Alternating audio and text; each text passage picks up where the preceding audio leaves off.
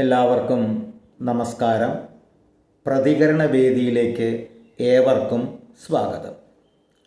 കഴിഞ്ഞ ദിവസം ഞാൻ ചെയ്ത വീഡിയോ ഒരു ഗ്രൂപ്പിലിട്ടപ്പോൾ അവിടെ ഒരു സഹോദരി ചോദിച്ചു, പ്രൊഫസർ രവീന്ദ്രൻ്റെ ചില പ്രഭാഷണങ്ങൾക്ക് മറുപടി പറയാമോ എന്ന്. ഞാൻ ഇതിനു മുമ്പ് പറഞ്ഞിട്ടുണ്ട് പല കാര്യങ്ങൾക്കും. ഇനി കാണുകയാണെങ്കിൽ ഞാൻ മറുപടി പറയും എന്നും പറഞ്ഞു. ഇന്നൊരു വീഡിയോ ഇട്ടിട്ടുണ്ട്. വീഡിയോ ഞാൻ കണ്ടു. അതിൽ പ്രൊഫസർ രവീന്ദ്രൻ മറ്റുള്ള വിഷയങ്ങളിലൊക്കെ പണ്ഡിതനാണ്, ചരിത്രമായാലും ഭാഷാപരമായിട്ടും ഒക്കെ. പക്ഷേ ആധ്യാത്മിക കാര്യം വരുമ്പോൾ വളരെ ദുർബലനായ ഒരു വ്യക്തിയെയാണ് നമ്മൾ അതിൽ കാണുന്നത്. കാരണം രവീന്ദ്രൻ ദൈവം എന്ന് പറഞ്ഞാൽ ഒരു മനുഷ്യൻ്റെ സ്വഭാവത്തെ അതിലേക്ക് ആവാഹിച്ചുകൊണ്ടാണ് പലപ്പോഴും സംസാരിക്കാറുള്ളത്. ദൈവം ഉണ്ടായിരുന്നെങ്കിൽ എന്നാണ് ഇതിൻ്റെ തലക്കെട്ട്. അതായത് ഉണ്ടായിരുന്നെങ്കിൽ ഇവിടെ ഈ ദുരന്തങ്ങളൊന്നും സംഭവിക്കില്ല, അതുകൊണ്ടില്ല, അതാണ് പറയുന്നത്. പിന്നെ അദ്ദേഹം വേറൊരു വിഡ്ഢിത്തം പറയുകയുണ്ടായി. ആദ്യമായിട്ട് പ്രഭാഷണം നടത്തിയ വേളയിൽ ഒരു കഥ പറഞ്ഞു. ഒരു പുലിയുടെയും മാനിൻ്റെയും കഥ പറഞ്ഞു. പുലി മാനിനെ പിടിക്കാൻ വേണ്ടി ചാടുന്നു, മാൻ ഓടുന്നു. ഇവിടെ രണ്ടുപേരും പ്രാർത്ഥിക്കുന്നു, എനിക്കുള്ള ഇര കിട്ടണമേ എന്ന് പുലിയും എൻ്റെ ജീവനെ രക്ഷിക്കണമേ എന്ന് മാനും പ്രാർത്ഥിക്കുന്നു. ഇതിലേത് പ്രാർത്ഥന ദൈവം കേൾക്കും? ഇതാണ് ചോദ്യം. ഈ ചോദ്യം, അതായത് ഇല്ലാത്ത ഒരു കാര്യത്തെ കുറിച്ച് ചോദിക്കുക. ആലോചിച്ച് നോക്കൂ. പുലിയും മാനും പ്രാർത്ഥിക്കാറുണ്ടോ? മൃഗങ്ങൾ പ്രാർത്ഥിക്കാറുണ്ടോ? പക്ഷികൾ പ്രാർത്ഥിക്കാറുണ്ടോ? ഇല്ല. പ്രാർത്ഥന എന്ന് പറയുന്നത് മനുഷ്യന് മാത്രം പറഞ്ഞ കാര്യമാണ്. കാരണം മനുഷ്യനെ വിശേഷ ബുദ്ധിയുള്ളൂ. ഇവർക്ക് അവരുടെ ജീവിതത്തിൽ ഉണ്മ എന്തോ അത്, അവർക്ക് ദൈവവിശ്വാസം പോലുമില്ല. അങ്ങനെ സംഭവമേ അവർക്കറിയില്ല. അവർക്ക് ജന്മസിദ്ധമായിട്ട് അന്നുള്ള ആ ഒരു സ്വഭാവം എന്തോ അത്. പുലി വിശന്ന് കഴിഞ്ഞാൽ ഇങ്ങനെ കിടക്കും, തിന്നാൻ പറ്റിയ സാധനങ്ങളെ കണ്ട് ആക്രമിച്ച് കീഴടക്കി വിശപ്പ് മാറ്റി അവിടെ കിടക്കും. പിടിക്കപ്പെടാൻ പോകുന്ന മൃഗം ഭയത്തോടുകൂടി ഓടിപ്പോകും. ഇത്രയേ ഉള്ളൂ. അല്ലാതെ അവർ സമയത്ത് എന്നെ രക്ഷിക്കണേ എന്നൊന്നും പറയില്ല. പക്ഷെ ചിലവർ പറയും, പിടിക്കപ്പെടാൻ പോകുന്ന മൃഗം, മരണവുമായിട്ട് മല്ലിടുന്ന മൃഗത്തിൻ്റെ ഏത് ശബ്ദവും ഈശ്വര എന്നാണ്. അത് മറ്റുള്ളവരുടെ വീക്ഷണം, അല്ലാതെ മൃഗങ്ങൾക്ക് ഈശ്വരൻ ഉണ്ടോ എന്നും അറിയില്ല, അവർ പ്രാർത്ഥിക്കാറുമില്ല. ആലോചിച്ച് നോക്കൂ. അപ്പോൾ പ്രാർത്ഥിച്ചു എന്ന് വരുത്തിയിട്ട് എങ്ങനെ ദൈവം ആരെ രക്ഷിക്കും? എന്തൊരു വിഡ്ഢിത്താണ് ഈ ചോദ്യം. പ്രാർത്ഥിക്കാറില്ലല്ലോ, പിന്നെ എന്താ പ്രശ്നം? അവരുടെ കണക്കിൽ ദൈവവുമില്ല, മൃഗങ്ങളുടെ കണക്കിൽ അവർക്കൊരു ഉണ്മ അത് മാത്രമേ ഉള്ളൂ. അവർക്ക് അവരുടെ കഴിവും അവർക്കറിയില്ല, അവർ പ്രകടിപ്പിക്കുന്നു. അതുകൊണ്ട് ആനയ്ക്ക് ആനയുടെ വലുപ്പം അറിയില്ല എന്ന് പറയും. കാരണം ആനയ്ക്ക് വലുപ്പം ഉണ്ട്, പക്ഷെ അതിനറിയില്ല. ഇതൊക്കെ നമ്മുടെ വ്യാഖ്യാനമാണ്. മനസ്സിലായില്ലേ? അപ്പോൾ ഒന്നാമത്തെ വിഡ്ഢിത്തം അതാണ്. ഇതിനെന്ത് ഉത്തരാ പറയുക?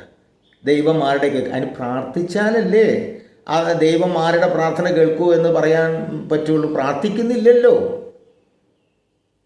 മൃഗങ്ങൾ പ്രാർത്ഥിക്കാറില്ല. അപ്പം ഇല്ലാത്തൊരു സംഭവത്തെ അനുസരിച്ചാണ് വാദിച്ച് ജയിക്കുന്ന ഇവർ. ഒന്ന്.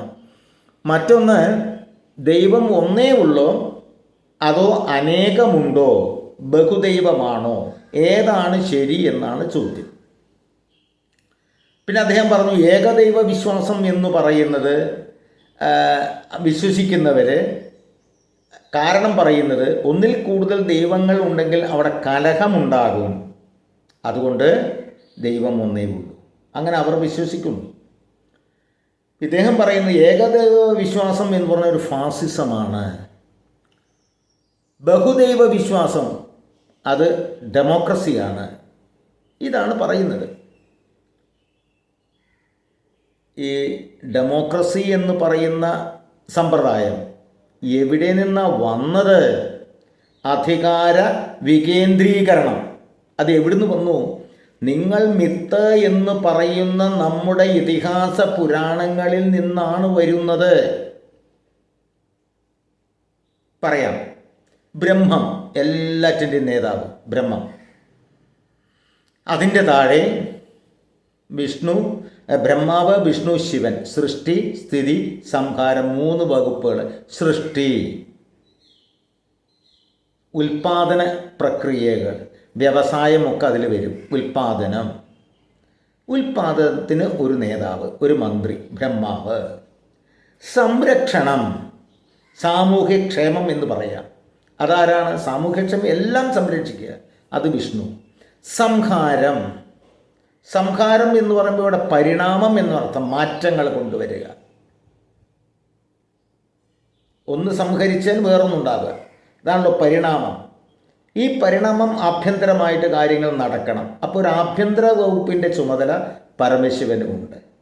അപ്പോൾ ഉൽപാദന പ്രക്രിയ, അതിനൊരു മന്ത്രി ബ്രഹ്മാവ്. സംരക്ഷണം, സാമൂഹ്യ വകുപ്പ്, അതിനൊരു മന്ത്രി. പിന്നെ പരിണാമത്തിന് ആഭ്യന്തരമായ കാര്യങ്ങൾ നോക്കാൻ ഒരാൾ, പരമശിവൻ. ഇനി ഇതിനൊക്കെ സഹായിക്കാൻ ഉദ്യോഗസ്ഥന്മാരുണ്ട്.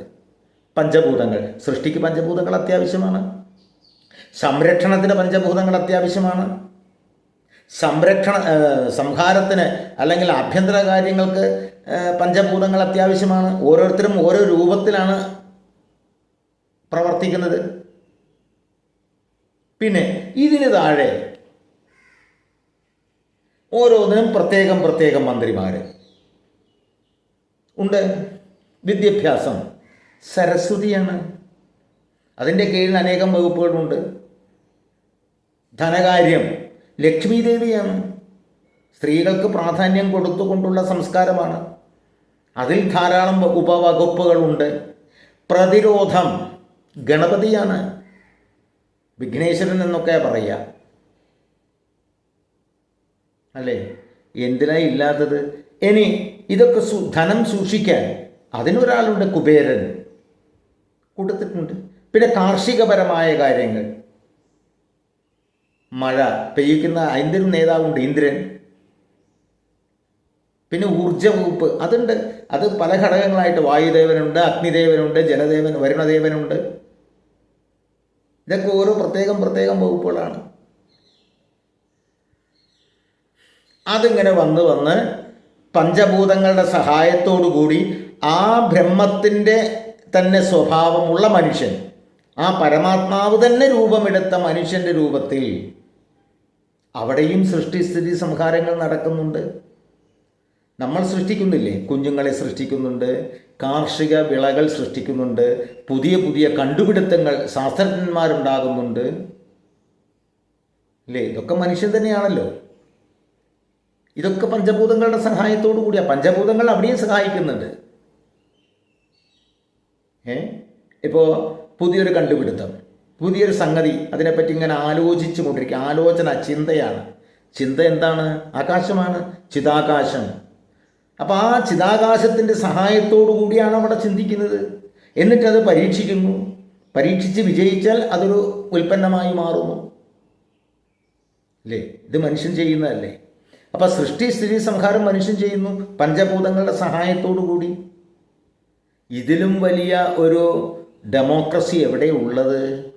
അത് തന്നെയല്ലേ എടുത്തിവിടെ വന്നിട്ടുള്ളത് അല്ലേ? അപ്പം നിങ്ങൾ മിത്ത് എന്ന് പറയുന്ന ഈ പുരാണ ഇതിഹാസങ്ങളെ വേണ്ട രൂപത്തിൽ ആധുനികമായിട്ടായാലും ആധ്യാത്മികമായിട്ടായാലും ശാസ്ത്രീയമായിട്ടാണെങ്കിലും അതിനെ വ്യാഖ്യാനിക്കണം. ഒരേ മാത്രം വ്യാഖ്യാനിച്ചാൽ പോരാ. അതുകൊണ്ടാണ് ലോകത്തിൽ എല്ലാവരും ഭാരതീയ സനാതനധർമ്മത്തിനെക്കുറിച്ച് ഇപ്പോൾ ചിന്തിക്കുന്നത്. പിന്നെ പറയുന്നു, ഈ പ്രാർത്ഥന എന്തിനാണ്? പ്രാർത്ഥന ലോട്ടറി കിട്ടാൻ വേണ്ടിയിട്ട്. എല്ലാവരും ലോട്ടറി എടുത്താൽ പ്രാർത്ഥിച്ചാൽ ആരെയാണ് ദൈവം സഹായിക്കുക? പ്രാർത്ഥിക്കേണ്ടത് എങ്ങനെയെന്നറിയണം. പ്രാർത്ഥിക്കുന്ന എന്തിനു വേണ്ടിയിട്ടാണ്? ഞാൻ ഏതായാലും കർമ്മം ചെയ്യുന്നുണ്ട്, സത്കർമ്മം. ആ കർമ്മം ശുദ്ധമാകണമേ, അതാണ് പ്രാർത്ഥന. പരീക്ഷയ്ക്ക് ഞാൻ പഠിക്കുന്നുണ്ട്, ആ പഠനം ശരിയായിരിക്കണമേ. എൻ്റെ മനസ്സിൽ വേണ്ടാത്ത ചിന്തകളൊന്നും വരാതെ പഠനത്തിൽ ശ്രദ്ധ കേന്ദ്രീകരിക്കാനും ആവശ്യ സമയത്ത് അത് ഓർമ്മയിൽ വരാനും കഴിയണമേ എന്ന പ്രാർത്ഥന. അതുകൊണ്ട് ഫലമുണ്ടോ? ഫലമുണ്ടാവും. കാരണം വിശ്വാസം വന്നു കഴിഞ്ഞാൽ എന്തായി? മനസ്സിലെ മാലിന്യങ്ങളെല്ലാം തീർന്നു പോകും. മാലിന്യങ്ങൾ തീർന്നാൽ ഓർമ്മ ഓരോന്ന് വരും. മനസ്സിൽ പലവിധ സംഘർഷങ്ങൾ ഉണ്ടാകുമ്പോഴാണ് ഒരു ചോദ്യത്തിന് ഉത്തരം എന്ത് തലപൊന്താലോടിക്കുന്നത്. മനസ്സിൽ സംഘർഷങ്ങളില്ലെങ്കിൽ, ഞാൻ ഈശ്വരനിൽ വിശ്വസിച്ചു, ഞാൻ പ്രാർത്ഥിച്ചു, സമാധാനം മനസ്സിലെല്ലാം ഒഴിഞ്ഞുപോയി, ടെൻഷനൊക്കെ ഒഴിഞ്ഞുപോയി. അപ്പോൾ ഒരു ചോദ്യം കേട്ട് കഴിഞ്ഞാൽ അതിൻ്റെ ഉത്തരം വരുന്നു. ഇത് തികച്ചും മനഃശാസ്ത്രപരമാണ്. അതിനാണ് പ്രാർത്ഥിക്കുന്നത്.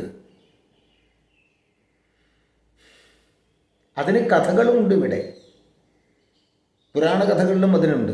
ഈശ്വരനെ ഒന്ന് വിളിക്കുക, ആ സമയത്ത് അവിടെ വരും. ഒരിക്കൽ നമ്മുടെ ഉദ്ധവർ കൃഷ്ണനോട് ചോദിച്ചു, കൃഷ്ണ, സദാസമയത്തും പാണ്ഡവരുടെ കൂടെ ഉണ്ടായിരുന്ന കൃഷ്ണൻ എന്തുകൊണ്ടാണ് ചൂതുകളി സമയത്ത് ഇല്ലാതിരുന്നത് എന്ന്. അതിന് കൃഷ്ണൻ മറുപടി പറഞ്ഞത്, ഞാൻ വരരുത് എന്ന് ചിന്തിക്കുന്ന സ്ഥലത്ത് ഞാൻ എന്തിനു പോകണം? എന്നെ വിളിക്കുമ്പോഴല്ലേ എനിക്ക് അവിടെ എത്താൻ പറ്റുകയുള്ളൂ. യുധിഷ്ഠിരൻ കൃഷ്ണൻ ആ സമയത്ത് അവിടെ വരരുത് എന്ന് മനസ്സിൽ വിചാരിച്ചു കൊണ്ടാണ് കളിക്കുന്നത്. ഞാൻ പോയില്ല. അതേസമയത്ത് എന്നെ വിളിച്ചു ഒരാൾ, പാഞ്ചാലി, ആ സമയത്ത് ഞാൻ അവിടെ വന്നു വസ്ത്രം കൊടുക്കുകയും ചെയ്തു. ഇതിൽ എൻ്റെ അടുത്ത് എന്താണ് തെറ്റെന്ന് ചോദിച്ചു. അപ്പം അതിൽ നിന്ന് നമുക്ക് മനസ്സിലാക്കുന്ന എന്താണ്? നമ്മൾ എന്ത് കർമ്മം ചെയ്യുകയാണെങ്കിലും ഈശ്വര സ്മരണയോടുകൂടി അത് ചെയ്യണം. അപ്പം എല്ലാം ഫലമാകും. ഇല്ലെങ്കിൽ ഭഗവാൻ നോക്കും. ഒരു ഉദാസീനനെ പോലെ, അത് ഗീതയിൽ തന്നെ പറയുന്നുണ്ട്, ഒരു ഉദാസീനനെ പോലെ നോക്കിയിരിക്കും. അഹങ്കാരം കൊണ്ടാണല്ലോ നമ്മൾ ഈശ്വര സാന്നിധ്യം വേണ്ട എന്ന് പറയുന്നത്. അതേസമയത്ത് അഹങ്കാരങ്ങളെല്ലാം വെടിഞ്ഞ് പ്രാർത്ഥിച്ചു കഴിഞ്ഞാൽ ഈശ്വര സാന്നിധ്യം അവിടെ ഉണ്ടാകും. അപ്പം നമ്മുടെ ഉള്ളിലുള്ള അഹങ്കാരത്തെ ഇല്ലാതാക്കാൻ കൂടിയാണ് ഈ പ്രാർത്ഥന എന്ന് പറയുന്ന സമ്പ്രദായം. എല്ലാം നിറഞ്ഞു നിൽക്കുകയാണ് ചെയ്യുന്നത്. ഇവിടെ ഇവരൊക്കെ, ഒരു വ്യക്തി, ഒരു രാജാവ് എപ്രകാരമാണോ പ്രജകളെ ഭരിക്കുന്നത്, അതേപോലെ എവിടെയോ മുകളിൽ ഒരു സിംഹാസനത്തിൽ ഇരുന്നു കൊണ്ട് ഭരിക്കുന്ന ഒരു കഥാപാത്രമായിട്ടാണ് ഇവർ ദൈവത്തെ കാണുന്നത്. അതില്ല എന്ന് അവർ പറയുന്നു. അതില്ല, അത് നമ്മൾ സംഭവിക്കുന്നു. നമ്മുടെ സങ്കല്പപ്രകാരം, ഭാരതീയ സങ്കല്പപ്രകാരം എല്ലായിടത്തും നിറഞ്ഞു നിൽക്കുന്ന ചൈതന്യമാണ് ബ്രഹ്മം. എന്നിലും നിന്നിലും. അതാണ് അഹം ബ്രഹ്മാസ്മി, ഞാൻ ബ്രഹ്മമാകുന്നു, തത്വമസി, നീയും അതാകുന്നു എന്ന് പറയാൻ കാരണം എല്ലായിടത്തുമുണ്ട്. അതാണ് നമ്മുടെ സങ്കല്പം. പിന്നെ അതിനെ ഏതെങ്കിലും ഒരു ഭാഗത്ത് ഒതുക്കിക്കൊണ്ട് പ്രാർത്ഥിക്കുക. വിശാലമായിട്ടിരുന്ന് കണ്ട് പ്രാർത്ഥിക്കാൻ സാധാരണക്കാരനെ കൊണ്ട് കഴിയില്ല. അതുകൊണ്ട് നമ്മൾ ക്ഷേത്രത്തിൽ വിഗ്രഹങ്ങളൊക്കെ വെച്ച് അതിലേക്ക് ആവാഹിച്ച് നമ്മൾ അതിനെ പ്രാർത്ഥിക്കുന്നു. ഇത് തികച്ചും മനഃശാസ്ത്രപരമാണ്. അപ്പോൾ ഈ പറയുന്നത് മുഴുവനും എന്താ പറയുക, ശുദ്ധവിഡ്ഢിത്തമാണ്. പിന്നെ അവൻ എന്നാണ് പറയുക, അവൾ എന്ന് പറയാറില്ല. ഉണ്ടല്ലോ, അവൻ എന്ന പദമല്ല, ഈശ്വരനെ, ഈശ്വരിയെ വിളിക്കുന്നില്ലേ? നമ്മൾ തുല്യ പ്രാധാന്യം കൊടുക്കേണ്ട ദേവീ സമ്പ്രദായം കൊടുക്കുന്നുണ്ട് ഇവിടെ. അതാണ് ഞാൻ നേരത്തെ പറഞ്ഞത്, വിദ്യാഭ്യാസത്തിനും ധനകാര്യ വകുപ്പിനൊക്കെ സ്ത്രീകളാണ്. മഹാവിഷ്ണുവിൻ്റെ പ്രാധാന്യം ലക്ഷ്മി ദേവിക്ക് കൊടുത്തിട്ടുണ്ട്. പരമശിവൻ്റെ പ്രാധാന്യം പാർവതിക്ക് കൊടുത്തിട്ടുണ്ട്. എവിടെ കൊടുക്കാത്തത്? പിന്നെ അവൻ എന്ന് പറയുന്നത് പുരുഷനെയാണ് പറയുന്നത്. പുരുഷൻ എന്ന് പറഞ്ഞാൽ ആത്മാവ്, പ്രകൃതിയല്ല. ആണും പെണ്ണും തിരിച്ചറിയുക എവിടെയാണ്? പ്രകൃതിയിലൂടെ തിരിച്ചറിയുക. എൻ്റെ ശരീരം കണ്ടിട്ടാണ് ആണാണോ പെണ്ണാണോ തിരിച്ചറിയുന്നത്. അതേ സമയത്ത് എന്നെ ഏത് വിഭാഗത്തിൽപ്പെടുത്തും? നാഹം ദേഹോ, ഞാൻ ദേഹമല്ല. ഇന്നലെ പറഞ്ഞു ഞാൻ ആ ശ്ലോകം. സാക്ഷാൽ ആത്മാ പരമശിവനാണ് ഞാൻ, ശിവോഹം എന്നാണ് പറയുന്നത്. ശരീരത്തിൽ നോക്കിയിട്ട് മാത്രമേ ലിംഗഭേദം നിർണ്ണയിക്കാൻ കഴിയൂ. അരൂപമാണെങ്കിൽ എങ്ങനെ ലിംഗഭേദം തീരുമാനിക്കും? അതുകൊണ്ട് അവൻ എന്ന് പറയുന്നു.